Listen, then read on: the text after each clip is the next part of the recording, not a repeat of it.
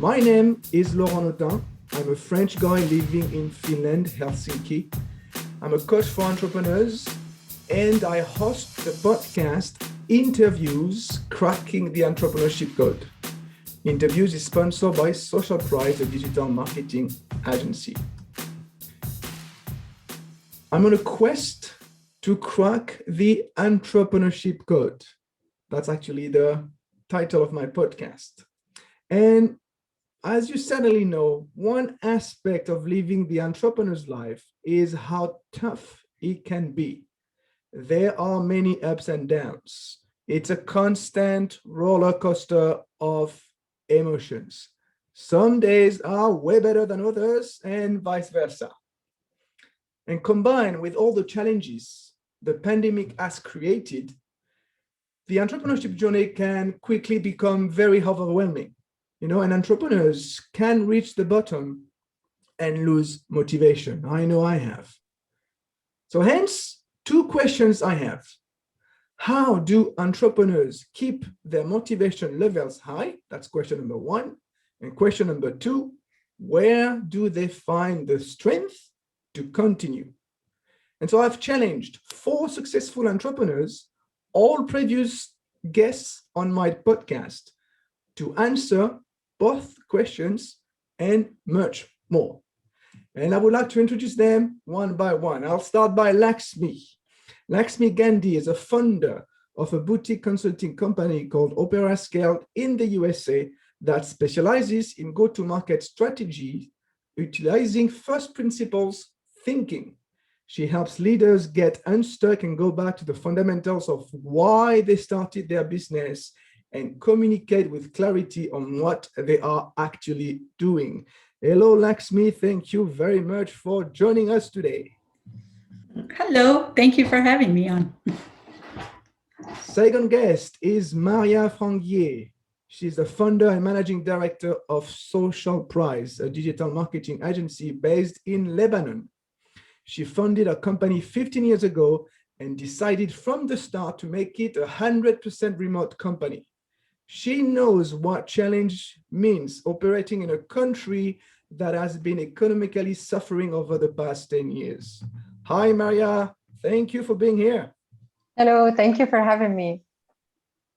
Next, I have Paul Baker, the founder of St. Pierre Group based in the UK, which is a bakery business with a love of European bakery. He bankrupted his first business at the age of 17 and took 10 years before he got back to entrepreneurship. He acquired St. Pierre Group in 2002 and one day decided that it could conquer the American market, which he did. Well, that didn't come without its challenges, though. Hi, Paul. Thank you for being here. Nice to be here, Laurent. And last but certainly not least, Richard Burrage, the managing director of Cimigo, a boutique market research agency that he founded in 2002 in Vietnam. He's been living in Asia since 1992 and has seen firsthand the transformation of the region with all the challenges that came with it. Plus, Richard's interviews podcast episode is the most downloaded. Hey, Richard, thank you for being here. Hi, thanks. I forced all my staff to download it. That's why it's number one. Good one. All right. So remember, people, you can ask questions at any time in the chat. But let me ask the first question.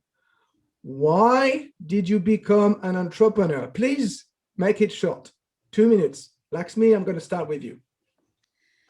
Mine was for more practical reasons at the beginning.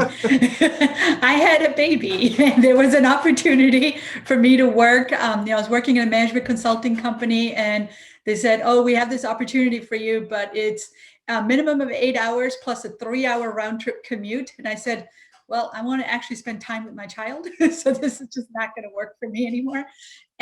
But I also knew I wanted to do something different because I was working in the management consulting space. And I recognized that there wasn't enough questions that were being asked for the CEOs about why they wanted to start their businesses. It was purely based on market research. So whenever we had to do a business plan or a business study. It was just going out to the market and collecting information and feeding it back in.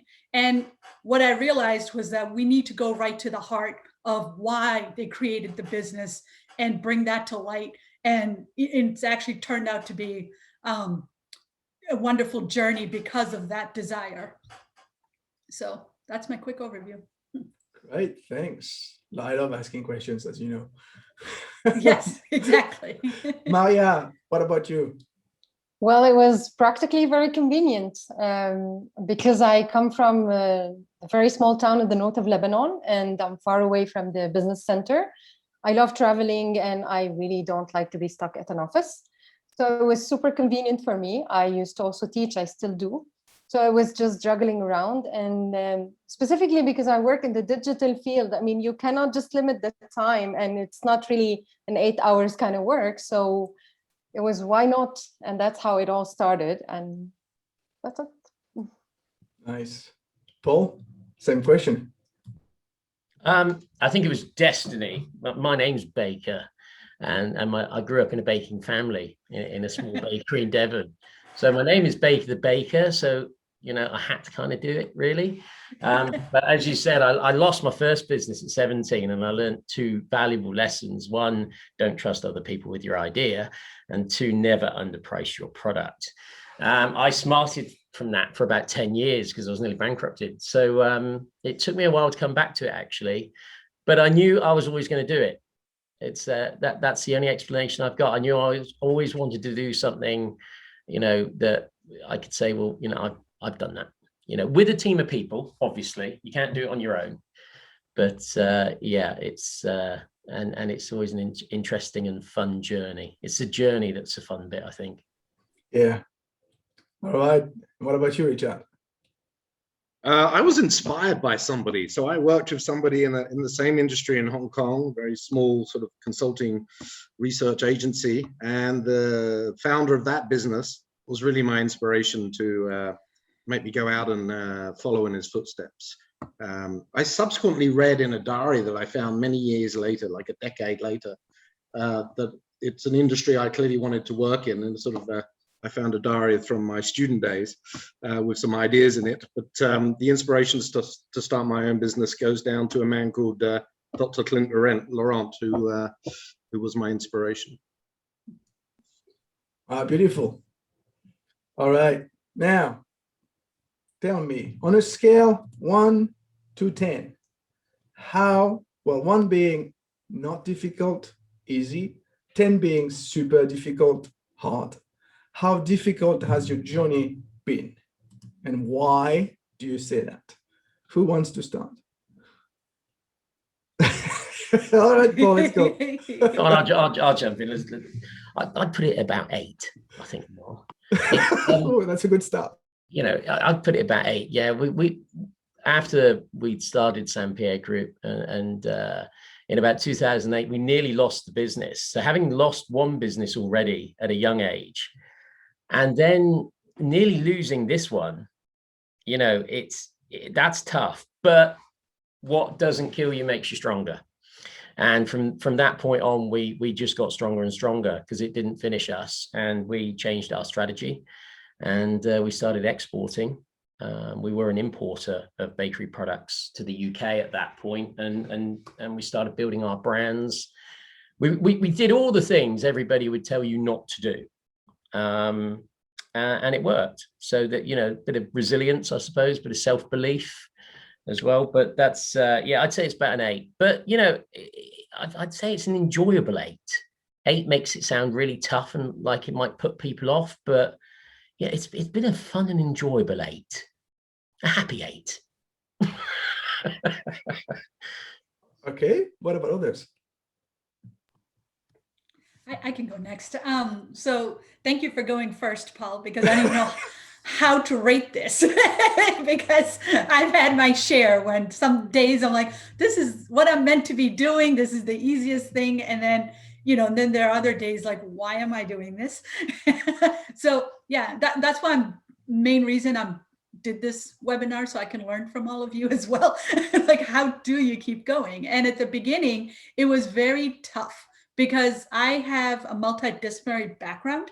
And what I realized is that the marketplace, it just wanted me to conform, like pick on one area and go. And I didn't like, that wasn't my, it's not what I'm wired to do. I'm wired to think about more complex problems and to help distill it and make them simple. And, that's why I was a management consultant. It was really easy. I could just jump from one project to another. But when you're in the business world, I found that I couldn't really market myself, especially in Silicon Valley as a management consultant. So I struggled with that. What is it that I do? And luckily, I ended up working on business plans with this traffic management company out of the EU and helped them build their business plan. And that, what I realized is I had to figure out what I was bringing to the table. And that was, I think, for me, it was the hardest part of my struggle. And then I realized, I said, oh, I'm actually implementing a process. So every single time I came to a client, there was this systematic way that I was thinking, and it was unique to me. And that's what I really had to come to realizing. And when you realize that, it does make it easier for you to start marketing your services and selling yourself. But it was a big learning curve. And even now I'm going through the process again as I'm building a new company based on this process. And it's, who are we? What is the vision? So it's, it's an iterative process. I worked 14 years in market research. You didn't answer my question. What's your score? So it goes in ebbs and flows. I would give it, can I just give it an average of a 5? Because I agree with Paul. It starts with a 1 and it's become an 8 or a 9. But I just want to average it out. But I have to say, I think the joy is trying to figure out what the journey is and what the process is. There is some excitement to it. Nice. What about you, Richard? You work in market research. That's an easy question to answer for you. Yeah, okay, I'll give you an answer, but I'm going to put some parameters on the answer. The first 10 years were probably a 2 or 3.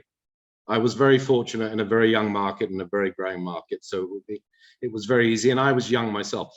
The last 5 years, I'll miss out the middle bit for the sake of time, but the last 5 years have probably been 9, sometimes 10, but let's call it 9. Partly life stage, partly a mature business, partly a much maturer market in terms of the amount of competition. So it's been a lot harder with the passage of time. I am forever glad that I started young. Okay. And last, Maria. Well, I guess I'm not as lucky as you guys are. It's a 10 and today is 100, basically. Unfortunately, I'm in Lebanon. Lebanon is really a crazy country today. I'm sure you all know about the situation, but it has been really the most enjoyable, hardest thing I've ever done in my life. It's also been the most motivating thing I've ever had because of the challenges we're having. This is driving me forward. Today, we're thriving, even if the financial crisis that's hitting us is really hard and terribly hard. And we feel many times that there's no way out. But there is always a way out, and we are there. It's been very difficult, specifically because the country is economically unstable, and because I'm a woman, I'm a one-woman show, let's call it, in an Arab country with a culture that's really very difficult to compete with. So it's beautiful 10, let me say. Okay, what I see, so I have 4 speakers from 4 different continents. I see from all of you that the journey is super difficult, but you're all enjoying it. I mean, including myself. Maybe we're a bit crazy. What has been your biggest challenge ever as an entrepreneur, and how did you overcome it? Who will go first? All right, Richard. I'd say the biggest challenge I've had over the years has always been down to cash, or the lack of cash. So cash flow challenges, partly out of, trying to scale up too quickly, going through tough times and not having enough cash, having corruption at sometimes in the business, or theft. So it's by far the biggest challenge, and it's one that's does repeat itself over time for different reasons. Dealing with it, Yeah, I've sold my home. I've sold my, almost everything I've owned over the years at different points to make sure that the business has had enough money to continue. So, I'm in a market where I don't have access to finance as a foreign business, so I can't even get a loan from a bank. But yeah, so getting through it has been calling on friends and family, selling everything, downgrading your lifestyle rapidly, and then slowly building it up again. But I'm probably not learning very well because it keeps happening. It never stops. But what you learn from that, what is the recommendation here that you would give to others? I think the biggest one would be sometimes the ego has made me scale the business into different markets without some sound financial advice behind me. I remember one crisis point in about 2014, and subsequent to that, I brought in a very highly qualified sort of CFO, but really I should have had him 2 years earlier when I started scaling up. So I think getting the right financial advice and having a good business mentor actually to sound ideas. Sometimes when it's your own business, you don't really have that sounding board. And sometimes you let optimism run away with you. Honestly, it's ego, but I'll call it optimism to be polite. So I think learning from those lessons, having a good mentor, and getting sound financial input. Sounds like a cash register. Yes, I think so. People, please make sure that your mic is mute. All right, thank you, Richard, very much. Who's next? Your biggest challenge ever, Paul. Go on. I think probably 2008 was our biggest challenge, the financial crash, and it nearly finished our business. It was completely out of our control as well. That's the galling thing.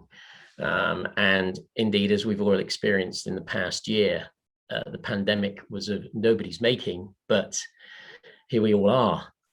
So it's been an interesting period. 2008 was equally difficult for us because the business nearly went under when currency went against us. What came out of that was a strategy to really radically change our business. And I suppose the biggest challenge at that point was fear. Most entrepreneurs do have a healthy amount of fear before they embark on what they're doing. They may not share it because most are resilient and optimistic, overly optimistic sometimes.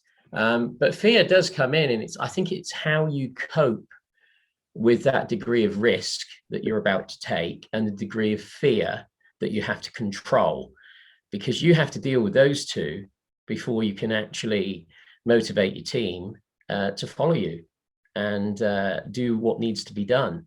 So I think, yeah, fear is a big one to overcome as an entrepreneur. Don't be afraid of jumping out of the plane without the parachute. Work it out on the way down. You'll be right. How do you do that? How do you overcome fear? Well, it's a very personal thing. I think how does anybody overcome fear? I think there's not one answer to that, Lauren. That's the truth. Everybody deals with that differently. It would be crass of me to give you advice on that. The way I dealt with it, boulder on. I'm an eternal optimist. So I got my head down and started digging as fast as we could, as quickly as we could. And you don't have all the answers. Nobody has all the answers. We didn't know how to export. We didn't know how to develop brands. Because #1 brioche brand in America. So it can be done. It absolutely can be done, but you need to perhaps the answer to overcoming the fear is actually sharing that fear amongst and being open about it with the people around you. And don't be afraid of saying, I don't know what we're going to do here, and I'm fearful. And just put it out there, because people around you will have varying degrees of confidence and they will lift you, and collectively you lift yourselves. And that's what we did as a business. So maybe that's the answer. Nice. And this is what you're doing now, sharing about the fact that you are afraid, but that it's fine. Yeah. Yeah. Cool. Maria or Laxmi, what about you? biggest go to challenge? one, yeah. Go on. You're ready? Yeah. Well, maybe myself is the biggest challenge, because it's always hard to do something for the first time. So starting somewhere without a plan, because I just launched myself into the business and it just grew exponentially without me even knowing where to head. The growth path that I needed to take, because when you have lots of opportunities, you really don't know where to go. You just want to take everything, but you shouldn't. So that was really another challenge. And the team was a huge challenge until I met my current team, and some of them are here. I'd like to thank you for being here. And usually it's hard for an entrepreneur whenever they start, because they think it's just a beautiful world out there and we're just going to make millions when we start. That is not true. It's full of challenges. It's a lot of hard work. It's really 24/7, literally no weekends, no vacations, no nothing. Your work just comes to you to bed, to anywhere. I work remotely, so this makes it even harder. I have no vacations. I sometimes don't see my family, even if we live in the same house. But what makes it really simple is having the right people around you. And this is what solves a lot of problems. Having a mentor, that's very important, because they see things from a different perspective. Surrounding yourself with the right people who push you forward, because yes, you need to do a lot of things. Yes, there are lots of hard times, but then those people are there just to support you. Sometimes the right word can push you forward. And even if everything looks crazy around you, you can do it. That's why you started, remembering your goal. That's how things go on. Having the right team makes you feel that even if you just crash down for a couple of days, it's okay, because they have your back, and then you're just covered. Everything's going to be fine. I mean, it's always work. If you just shut down, it's totally okay.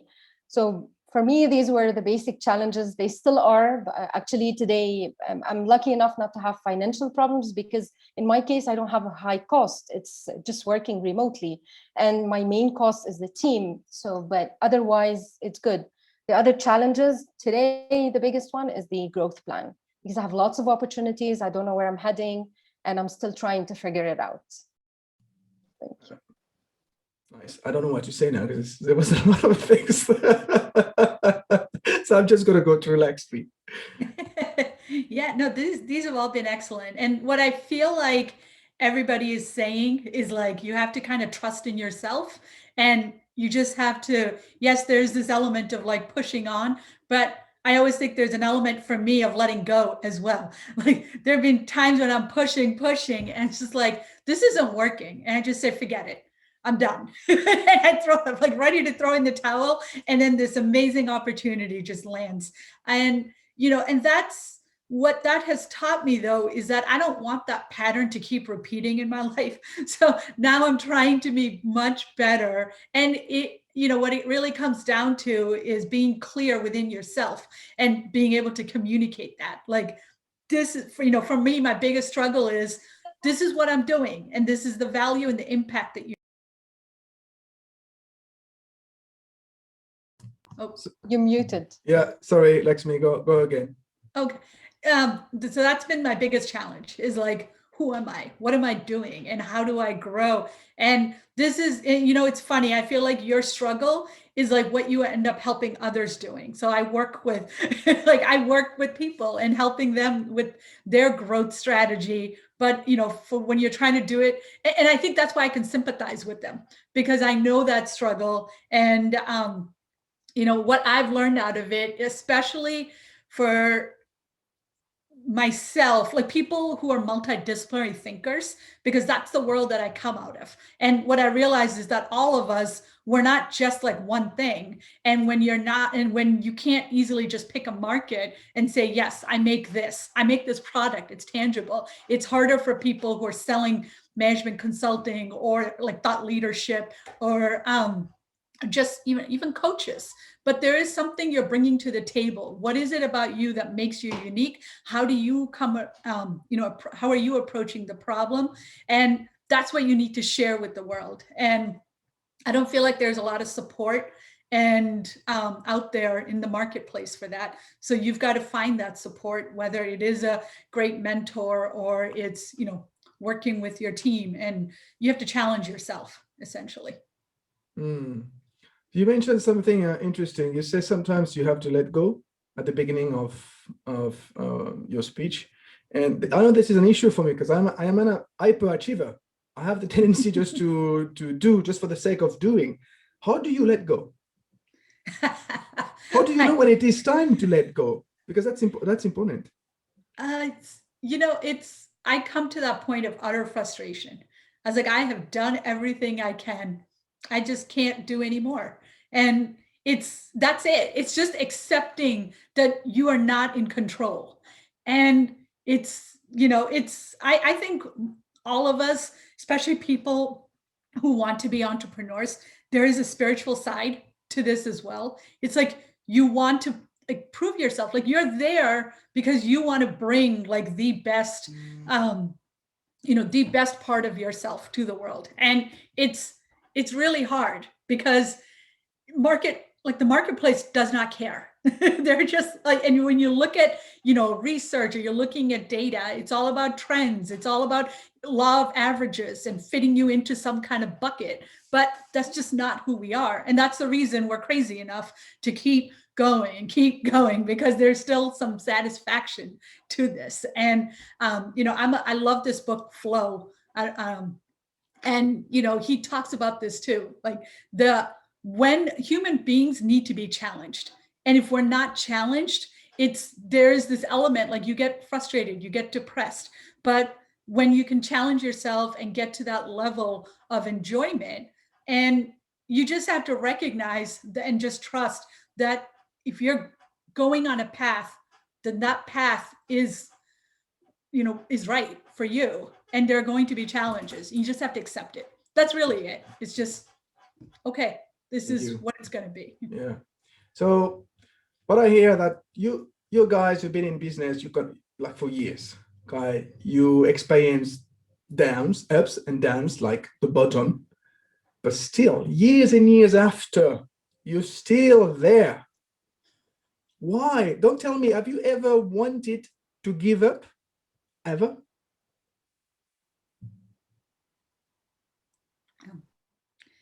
Every single day. Every moment. It's a lot of responsibilities, really. Okay, so every single day you want to give up. Why you continue there?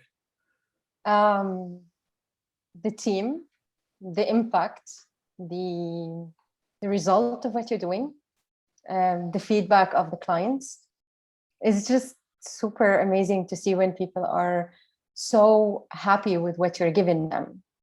And what makes me personally want to quit isn't just that, it's the toxic part of it, where we're having some clients that really don't appreciate the work, or just sometimes everything is going around that you have no control over, so that's it. But otherwise everything else, and specifically that we love what we do, so it's, yes, there are ups and downs a lot.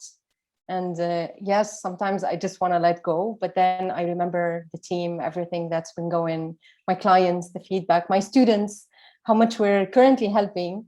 So I just say, okay, get back on your feet and just move on. Yeah. What about you, Richard? I'm curious, because with all the cash flow issues you said you've had, you don't want to give up? I wouldn't say I want to give up every day. There's been one moment in the journey where I would say worse than I wanted to give up. I even, briefly thought about, jumping literally off the top of the building, because I couldn't see a way out. So there's been really one moment where I've gone, okay, enough is enough. But it was a fleeting moment, to be fair. Then the sleeves got rolled back up and back into it and keep fighting. But yeah, that's the answer to that question. Why do you continue?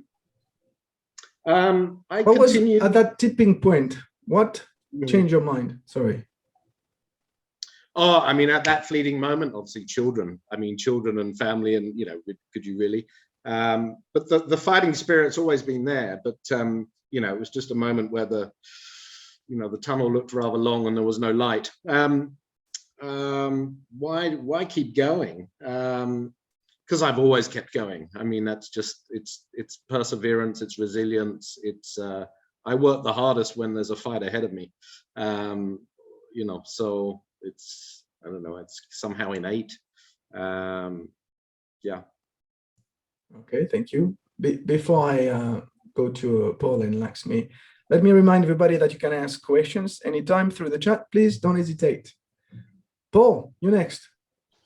Well, I did give up. I lost my first business at 17, and then I gave up. Well, I thought, this isn't for me. I can't do this. But I was incredibly young and incredibly naive. And even though I was self-supporting myself up until the age of sort of 18 and a half, I suppose, I really didn't know enough. So I smarted from that for about 10 years. And in that time, I sort of worked out, what am I going to do? My father had a bakery. I didn't want to be a baker, I'll be honest. But I thought, I've got to do something and stick at it. And I didn't have a grand plan. So I became a baker. And then I thought, I've just got to follow this. And then I thought, well, actually, how far can I take this? And that's where the resilience in me kicked in, really. And when the opportunity came up to buy St. Pierre Group about 18 years ago, I'd recovered enough from the first loss of that first business to actually say, right, I'm ready for this now. I'm going to do this now. And I had a point to prove at that point. I thought, no, I'm going to prove a point here, that a bakery business can be built like no other bakery business you've seen. And that's the point I'm still driving at, and I will continue to drive at ad infinitum. So that's what drives me. And you know, my father lost everything in that process as well. He lost everything in 1992. So I think, you know, I think these deep-rooted things in your background, in your family, and your heritage and your history, they do matter when it comes to being an entrepreneur. Most successful business people that you speak to have had some sort of adversity quite early in their life normally. And whether they admit it or whether they don't, it's relevant. It's probably something that drives them. And it certainly drives me. And I think Laxmi said, you know, what keeps me going now, seeing, you know, I'm sat in the library in our office here, I can see probably about, you know, 15 people socially distanced out here with masks on. You know, we've got a team of 70 people now. We've got 7 in the USA. That's what keeps me going. Growing the business and seeing people's lives evolve as a result of the things I'm doing, and my co-founder, and you know, everything that comes with that. And the other thing is the simple joy of seeing people actually eat our products. That's a really important thing. We're very lucky, and we're a consumer goods industry. You know, people all around the world get to try our products. And I remember being in the bakery, you know, being about 20 years old, thinking, wouldn't it be great one day if I could sell products all around the world and people would enjoy them? And that's what I do today. So it can be done. Nice. Laxmi, what about you? Yeah, that was beautiful, Paul. I agree. I wish, my struggle has always been, I can't, like, I cook. I was like, why can't I just open up a curry shop and just like have people enjoy? Why is it that, you know, I want to go and change, or it's, you know, change the way business is done. Like really that's what I've come to. And, you know, Maria said it too. It's like, you have to recognize the impact that you're making and really think about that. Because when I first started working with the businesses, I realized, I said, wait, you guys aren't showing your true value. And that's what I've realized is missing from, like, especially business education. Like all 3 of you have pointed out how your personal journeys have made an impact. But we never talk about that in the marketplace. And we never talk about like the importance of learning yourself, actually. That's like the biggest lesson in all of this is like, what are my strengths? What are my weaknesses? How do you, you know, and, you know, I've wanted to give up so many times, but like, I just think about like, why am I doing this? And, you know, for me, there was a personal reason, which was I wanted to spend more time with my children. I said, this is ridiculous. I don't want to work these long hours. And I know a lot of mothers are going through this, especially with the pandemic. They're leaving their jobs. But what I've realized is that people just think because of that, there's no hope. And everyone keeps talking about like this is the end of women in the workplace, but I don't see that. I see that there's actually beautiful opportunities here where women can position themselves in the marketplace. So that's my next level here of what we're trying to do with the company that I'm building now, is to provide them with opportunities in which they can showcase their value and start generating opportunities for themselves. So it is recognizing that impact, but it's also it's a reflection of your own personal journey. What you guys have been talking about, you've been talking about impact, you've been talking about people. It's you building something that goes beyond you, clearly. But there's another element that I can see that is very, very clear among the four of you, is passion. You are all passionate, absolutely passionate about what you do. Isn't it why you keep on going? Yes. I mean, for me, it's hands down. It's just, if I didn't have that, I would, but you know what I think? I feel like all of us have passion inside of us. And it's just a matter of being in the right place at the right time and having the strength and to just recognize that, and acceptance, really, like it is going to be hard, but that's okay. Like that's where that's the beauty of the journey. That's the superpower, isn't it? Passion, really. It's the one thing you've got that you can convey to everybody who works with you or even outside of your business. It's the one thing you can convey and get across. And it is a superpower if you can use that and deploy it effectively.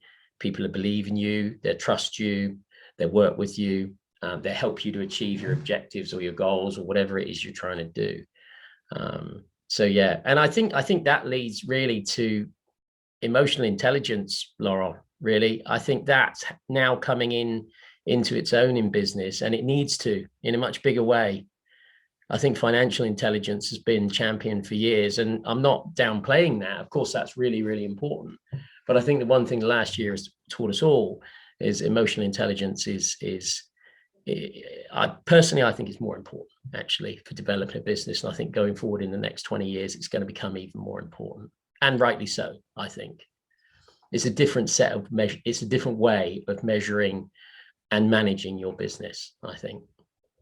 That's interesting. When you're saying financial management financials was the former power, but none of you have talked about money, except Richard, but it was talking about cash flow. None of you told me that you keep on going because of money. So, it tells me something about entrepreneurship. Entrepreneurs don't do that for the money. That's true. That is very true. It's never, there's easier ways to earn money, Laura. Absolutely. Yes. It shouldn't be about the money, Laura. We always encourage our team and whoever we're working with to have fun. Actually, if you're not having fun, what's the point in doing it? It's mostly to do things your own way, probably. Paul, it's probably doing things your own way. That's the fun of being an entrepreneur. You could do things your own way. Yeah, you can do things your own way. I find myself now actually being quieter in meetings because you can always make your presence felt, but actually we've got a great team of people here, and they've got the passion, they've got the vision from the founders here. I think the exciting bit is to see how they then take it on, really. And I think our role has become more supportive and more how can we support and help you? That can sound crass. It can sound like management twaddle. But actually, if you really deploy it, well, I'm not going to talk here about how our business is doing it, but it's doing great, and that's because of the people, really, and the way we look after them and the way they look after us. Frankly, you get what you give. If you look on my LinkedIn, you'll always see I put "you get what you give," and I truly believe that. That's the way I live my life.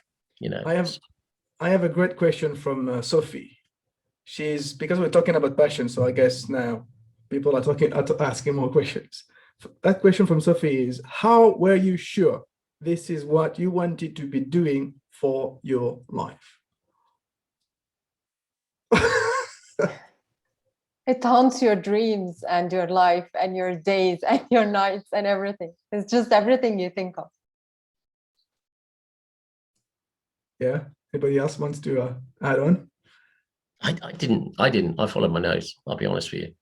I thought it might be bakery. I knew I had to stick at something, and it was probably my resilience and at sticking at one thing that made the difference, rather than flitting about and not focusing. It was that simple focus on one objective, which was, be a baker and be the best baker you can possibly be.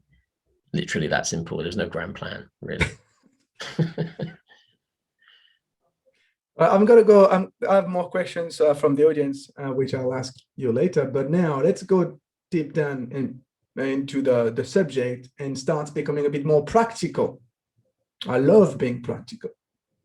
Could you give us 2-3 practical tips that you use to keep your motivation level high? Who wants to start?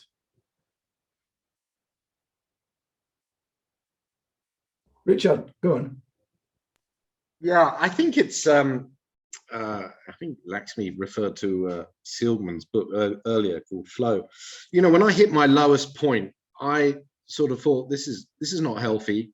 I'm normally far more positive and optimistic. I then went out and I took a course at Penn U, which was called Positive Psychology. Run by the same guy, I believe, who wrote the book Flow.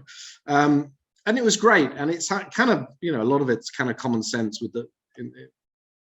with hindsight.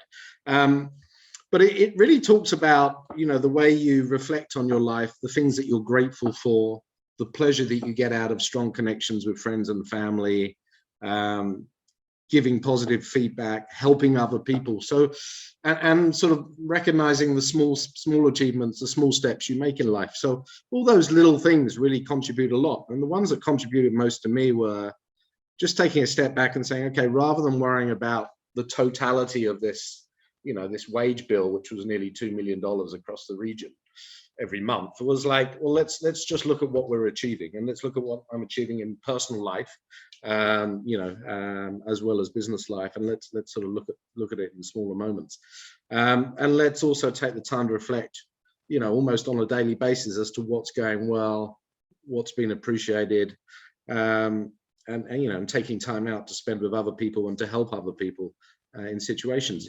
And people think you're being somewhat magnanimous in doing that. It's not. It really makes you feel good. It's a very selfish behavior, actually.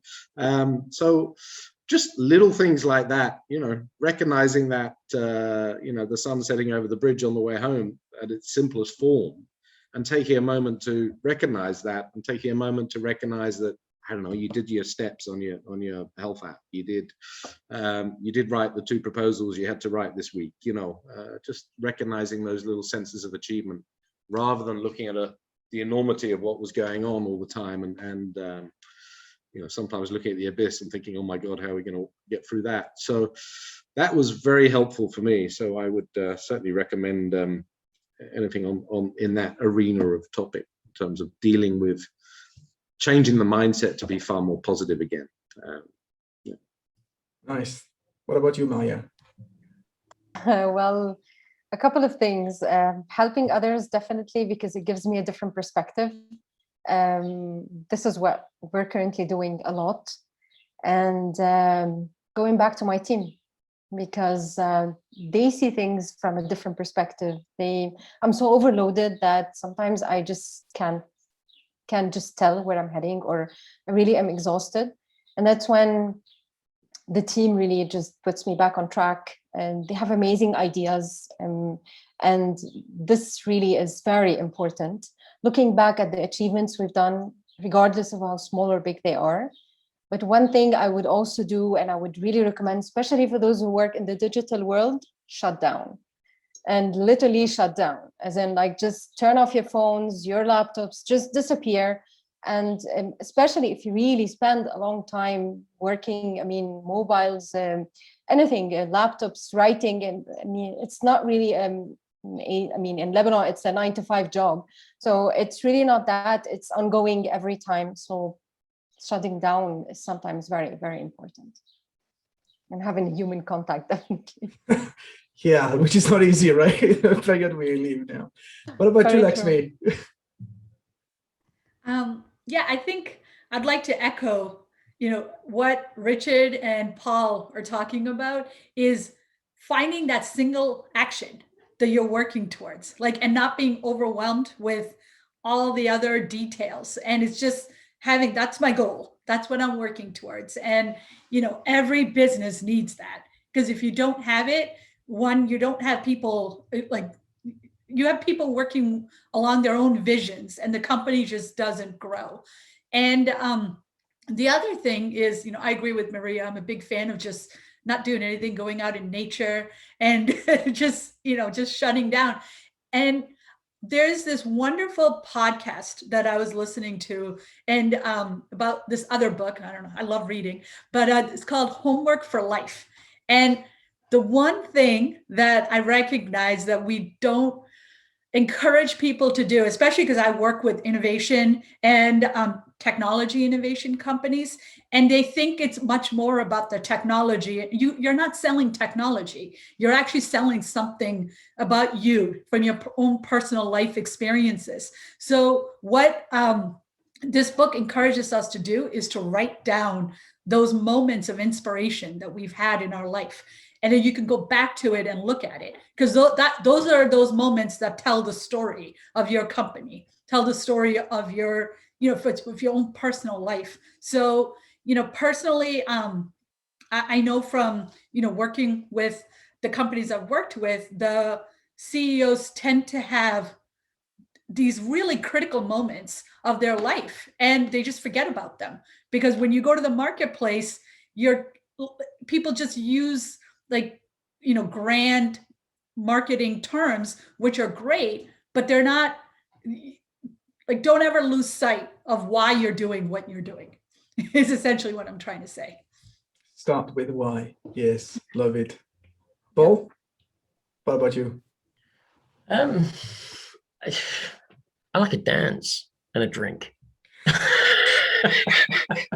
So, I mean, when you're working forging businesses as everybody is and wants to do, perhaps, and I got to say, it's not for everybody either. I think it's either in you or it's not, to a degree. So I think that motivation for some people is inbuilt. I'm not certain it's something you can put there, and that's nothing to be ashamed of either. It's a tough path, but yeah, I like to have a dance, and that's been denied me in the past year, so I've had to rely on the drink a bit more, which is never a good thing, I might say. But yeah, I think you've got to find your own personal way of unplugging. Travel, I think, is always good, and sometimes traveling on your own as well as perhaps many business people do, but not in the business sense, but go somewhere, go for a drive, in just literally go out for a drive and clear your head. Sometimes you have so many things to deal with in a business, you can't see the wood for the trees, and you just need to get back to that clarity of purpose. And I find, emptying your head at that point, and that'd be different for everyone. Everybody will have their own way of doing that. But yeah, it is really important. Enjoy the journey, not the destination necessarily. That is one thing you said in your podcast, I remember. Yeah, it's because it's going to be a long journey, isn't it? And it's going to be hard. So if you're not, I think Rich might have said it earlier, I'm always looking for the good every day in everything I see, but and everything I do, and everything I try and do it to the best of my ability.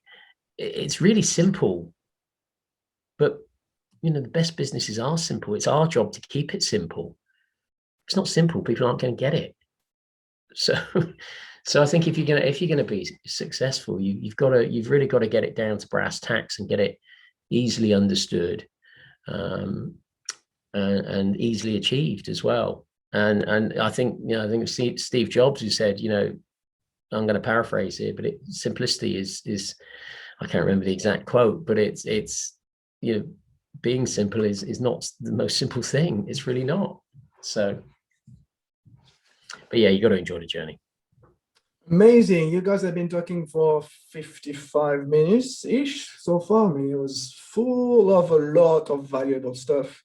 It's time to get some questions from the audience, and I do have one which I like a lot, from Helena, and she's asking, any advice on how to make that leap and just start? What would you say is the first step to take?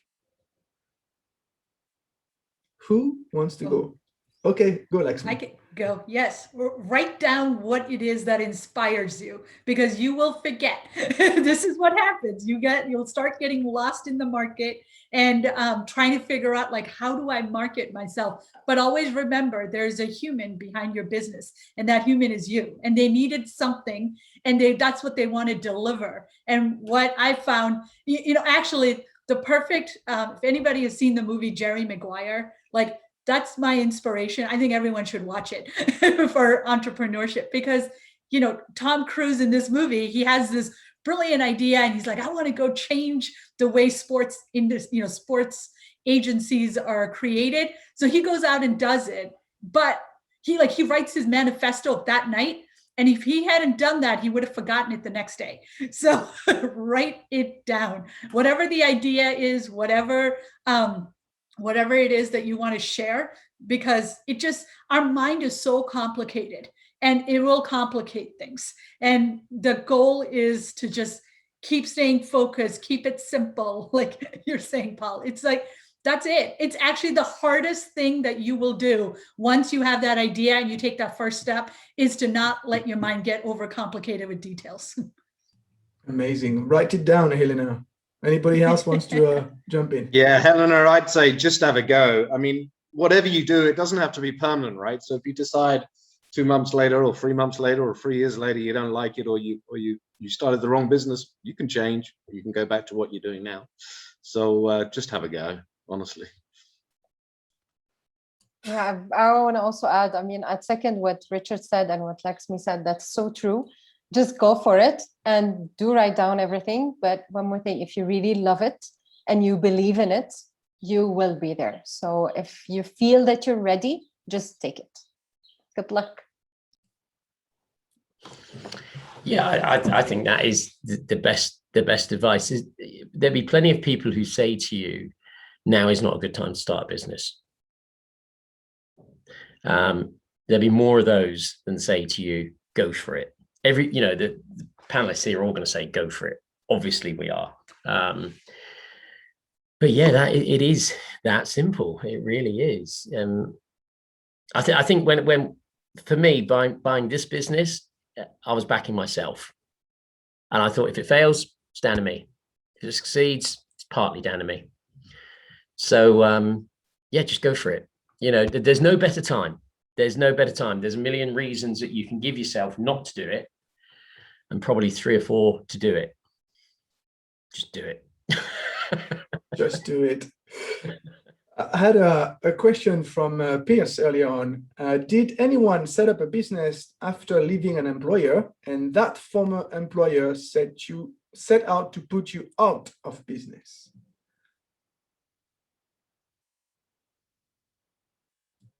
I started a business after leaving an employer, but to my knowledge, they didn't set out to put me under. So I haven't had any, or I didn't have at the time any aggravation of that sort. I don't think I've ever met anybody who ever has, to be honest. I can say I have, actually. I've had people who have worked in our business who've tried to set up sort of similar businesses quite quickly, but not set out to sort of do us in, so to speak. So no, I can't say I've experienced that either. Maybe I could just set up something. I mean, Kimmy just shared an amazing thing in the chat. Your taillights are brighter than your headlights. That's true. But I'd like to just recommend one thing, because this happens a lot with my clients. Sometimes you need to drop competition and just keep going. Do the best thing you know how to do and just keep going. And let really everything just shout out how good you are at what you do, and things are going to be fine, because you're going to have competition everywhere. Just make sure that you are, conveying well everything that you're doing the right way. Ask your clients for reviews, let them be posted online, let the world see what you're doing, keep track of everything you have, and you will be fine. Competition is there. Even, I mean, sometimes there would be people who are putting you down without you even knowing. Maybe now you could know because it's online, I'm not sure. But just keep going. This is going to happen all the time. The more successful you are, the more you're going to see this. All right, everyone. Please, if you have more questions, you can write them down in the chat or raise your hand and unmute your mic.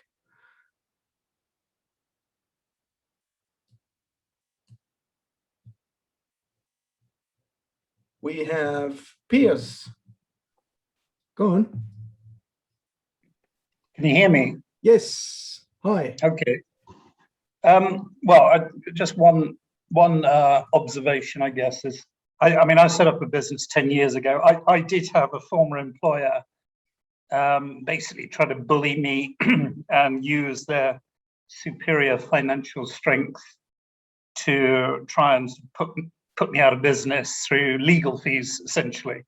But I was able to fight them off. I had the added challenge of one of my children being diagnosed with autism as well, which is, anyone who knows about that, that's a full-time job. But the business actually did extremely well initially. But the challenge I had, and I wonder if this is true with other people here, is taking it to the next stage, which is, you know, you might take on, it depends on your industry, but I took on 5 or 6 people. And then to get it to the next stage, I had to hire another senior person. And that's almost like trying to find another, when you're in a small business, that's like finding another entrepreneur who would perform almost as well as you in that senior position. And I made 3 attempts at this, and all 3 directors failed. So I was never able to expand the business beyond what was a fairly compact business. And we've basically been stuck, in a sense, as a micro business. I guess not micro, but we haven't been able to expand it because it was just so difficult finding a second performer. Or, you know, and I think, you know, when you're in a big business, if you have 3 performing directors, if you recruit a 4th that doesn't perform so well, then the effect is diluted. And if you've got a 4th performing director, you recruit a 5th, then the business can carry these kind of less performing directors. But when it's you, and then you hire a second director to help grow the business, that's particularly challenging. And I was never able to get beyond that stage. And I wonder if you had that issue yourself. Thank you. Who wants to take the... Sorry, what is the business about, Piers? It's market research. Okay. So I've experienced similar, Pierce. I mean, I think you probably know, but you know, over the years in different operations. But you know, I've had extreme success, for example, in Indonesia, where I have a wonderful managing director doing a great job. You know, and I've had mixed success in some other markets. You know, for example, in India. You know, of having somebody on the ground who, and it's hard, right? Because I'm happy to get up at 5 a.m. every day and finish when the work's done, but it's my business. You know, so when it's an employee getting the environment correct and the benefits correct and the incentives correct is a little bit different. But so I've certainly had mixed success, and you know, the big thing in our agency world is that the income of that person is that second person can be, you know, extremely high and a disproportionate large amount on your overheads. And I know the pain of when it goes wrong. But the biggest struggle I always found was letting go in that process. So it was often as much me as it was the individual. So, you know, over time I was forced to let go because of scale. I just couldn't physically do it anymore. And then once I did let go, I found things ran far better than they needed to. I mean, the pandemic has proven that to me. I used to travel all around visiting people, and now I realize that they're doing better without me. It's a bit embarrassing, really. So letting go was a huge challenge on my part, but I do empathize with your pain of trying to hire somebody who's expensive and be dependent on them. Yeah, I'd second that, Richard. I've had a similar experience, and similar experience to Richard's, that is, in the sense that the pandemic stopped me traveling around, and because I stopped traveling, we've resourced the American operation properly. Instead of relying on 3 or 4 people, we've now got 40. And it is letting go. It's learning to let go. And you do need to look at yourself, and that's the toughest bit, maybe admitting that, you know, when you scale a business up, and I think, Piers, you were saying that, you know, you want to go that next step. I'm probably not the best person to take our business to that next step. I'm good at getting it to where it is, and perhaps helping now the team with the vision and the passion and looking after the team. But there's better people than me to take it from where we are to where we would like it to go. And that's that self-realization, really, and just knowing what you're good at. You know, I'm not in our sort of consumer goods industry. I'm more of a pioneer than a farmer. So it's knowing what you're good at, really. And I'd echo what Richard said. Feel your pain. Getting people right in your business is the biggest frustration. But when you do get it right, it's also the biggest joy. So there's balance there. May I also suggest something? Have you ever considered partnering with someone? This also means letting go, as the gents suggested, but have you suggested that? Franchising, licensing? Well, actually, I mean, one thing I did, which was a big success, was I did a JV, joint venture.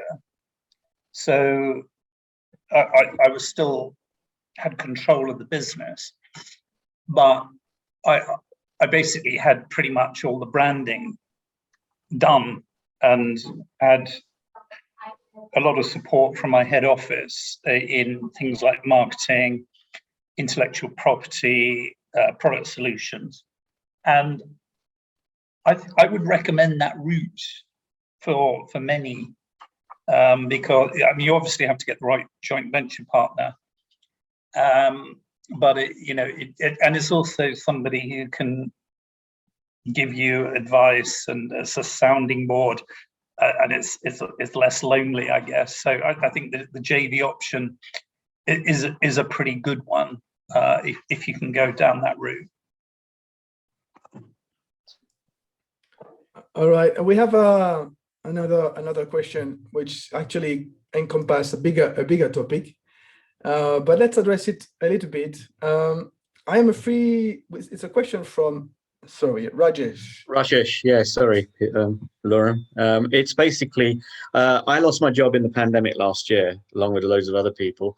I was not furloughed, so I had to rely on savings, which are running out. So what I did is I did a skills audit. My background is basically real estate and estate agency, but I thought, okay, I'll become a sales coach or a consultant. I found out that loads of other people are doing the same thing, got the same idea as me. If you go on LinkedIn, you go on Facebook.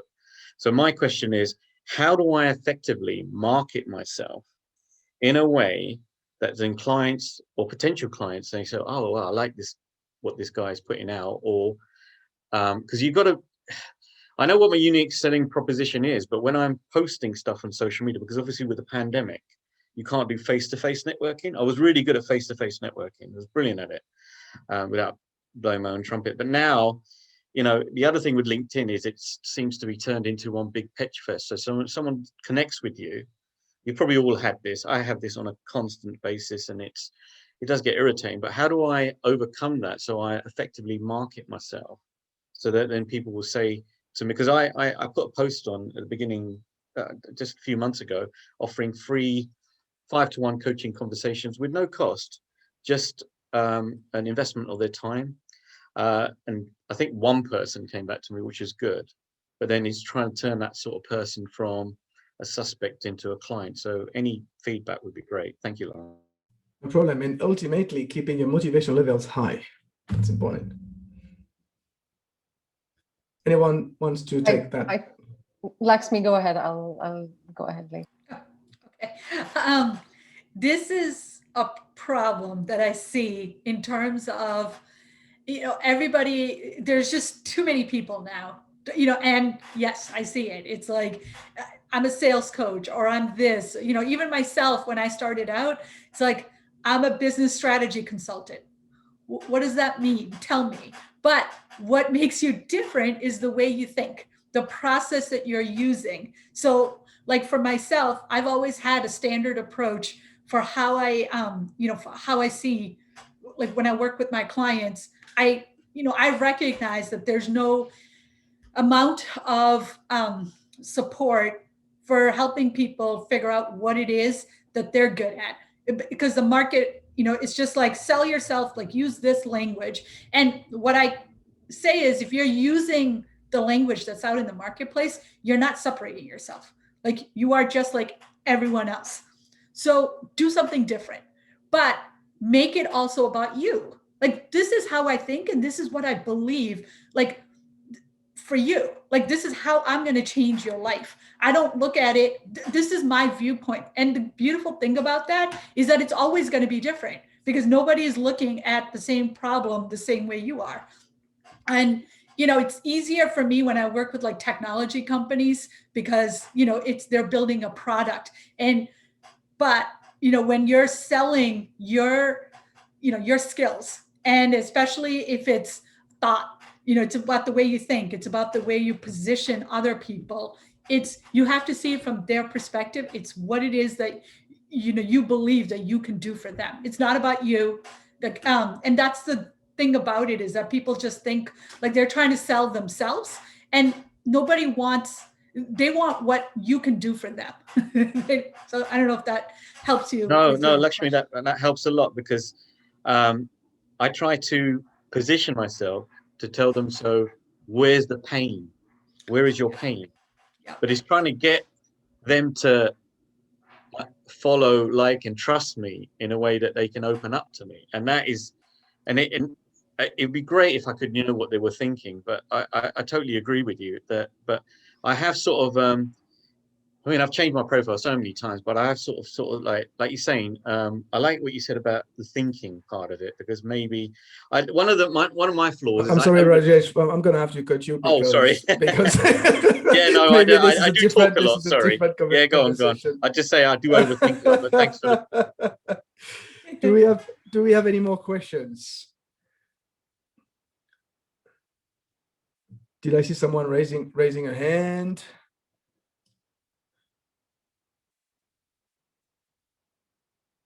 All right, because otherwise I do have one last question for you guys. What would be the one recommendation that you'd give to other entrepreneurs and wannabe entrepreneurs out there based on everything that we've discussed today? Oh, I can go with that. Go on. It's I think that I would have saved myself from an inordinate number of mistakes had I always had a mentor that could have kept my ego in check. So call it optimism, but let's call it, be honest, it's ego. If I had a mentor who would pull me back and say, Richard, have you really thought about that, and make me do my homework and be a bit more grounded sometimes, I think it would have saved me a lot of pain over the years. So get a mentor who's external to the business, keep talking to them on a regular basis. It'll pay itself back in spades. Nice. Of course, I'm a coach. I love it. Who's next? I could go next. So practically, okay. So I echo what Richard said. That's very important. But another thing that's really important is to have the right team, because being an entrepreneur alone is really hard. And if you want to grow, take it to the next level, then you need a team, because the journey is really very, very, very difficult, and you will need all the support you want. And in order for you to continue, the right team is what you need. So good luck, everyone. Next. Paul, you want to go? Yeah, I totally agree with what Richard said there. I think that's a great bit of advice, and Maria as well. I'd probably come from the other angle, which would be, be a bit bolder than you think you can be, and dare a little bit, stretch yourself. Rich is at the other end of that, and you know, the advice he's giving is right. But if you're starting out, you got to be bold. You got to cut through. I mean, Rajesh, write a letter to somebody. Do something that nobody else is doing. Close your laptop, open your pen. Nobody writes letters anymore. So if you write a letter to somebody, they're going to read it. Then tell them what you want to tell them. You know, and I know we live in this online world now, but when everybody goes left, I tend to go right. When everybody stops wearing a tie, I put a tie on. You know, and that's what entrepreneurs do. They look for the other route, and sometimes it's a path less trodden, and sometimes it's the wrong path completely. But that's the fun bit. So yeah, I'd say be a bit bolder, actually. So you know, because you're the one who knows if you're going to embark on this journey. You're the one that knows, so go for it. The only man wearing an orange tie. Yep. I'll take your advice, writing a letter. I like it. Laxmi. Yes, I agree. The one thing that we've all been talking about is the challenge, but I want to leave it with a more optimistic note, because this isn't something I chose. Like, I didn't want to be an entrepreneur or anything like that. It just kind of but I was driven by the fact that I was like, wait, I want to manage my own schedule. That was it. And to this day, that's what drives me, because I did take, you know, I recognize now that I would be the worst employee, because I don't like having to be constrained, but I'll work from 4 a.m. to 10 p.m. Not a problem. And so there's joy in that, but the joy comes with the creative aspect of it. Like, you know, Paul said, like, okay, how can I do this differently? And each of us are different in our own way. Like, even yesterday, I was struggling, you know, with the software that we're trying to build. Like, how do we get data to build this? And then I had to just stop. And literally I just went and played with my children, and it just like came to me. And that's what happens, is you need your mind to rest. You need play in your life. You need to, you know, just remember it will be hard, but it's a different kind of hard than you have when you're an excuse me, than when you're an employee. All right. It's a different kind of hard. Yes, I agree. Well, guys, it was absolutely awesome. Thank you very, very much for your time. Thank you all for attending. If you wish, I mean, I hope you guys had a great moment like I did. I hope it was valuable for everyone who attended. It was certainly valuable for me. If you want to hear more from our amazing speakers, Richard, Laxmi, Maria, and who I forget, and Paul, of course, please log on my website and download their interviews podcast episode. Here, follow the link here on my right. Okay, I guarantee the episode is absolutely fantastic. Like, if you know, as valuable as what they said today. Every one of you will receive the recorded video of the discussion, as well as my new ebook titled 5 Cracks to Do Entrepreneurship the Right Way. And I'll be organizing more events in the future. So if you want to stay updated, follow me on LinkedIn or Instagram, or subscribe to my newsletter. Thank you very much, everyone. See you next time. Bye-bye.